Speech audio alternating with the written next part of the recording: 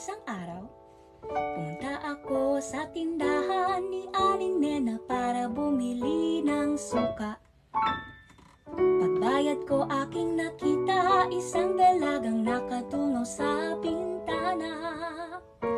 Natulala ako, laglag ang puso ko, nalaglag rin ang sukang hawak ko.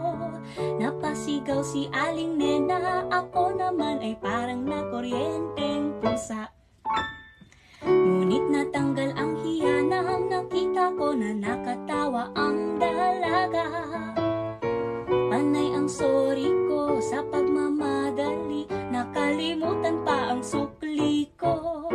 Pagdating sa bahay, nagalit si nanay, pero oks lang ako ay inlababo ng tunay.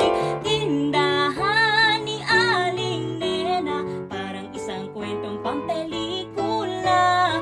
Mura na at sari-sari pa ang itinitinda, pero ang tanging nais ko ay di nabibili ng pera. Pumunta ako sa tindahan kinabukasan para makipagkilala. Ngunit sabi ni Aling Nena, habang maagay wag na raw akong umasa. Anak niya'y aalis na papuntang Canada, 3 araw na lang ay babay na. Tindahan ni Aling Nena, parang isang kwentong pampelikula. Mura na at sari-sari pa ang itinitinda, pero ang tanging nais ko ay di nabibili ng pera. Hindi mapigil ang damdamin, ako'y nagmakaawang ipakilala.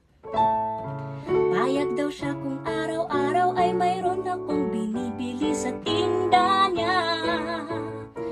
Ako'y pumayag at pinakilala niya sa kanyang kaisa-isang dalaga. Ngunit nang makilala siya'y tumalikod na at iniwan akong nakatanga.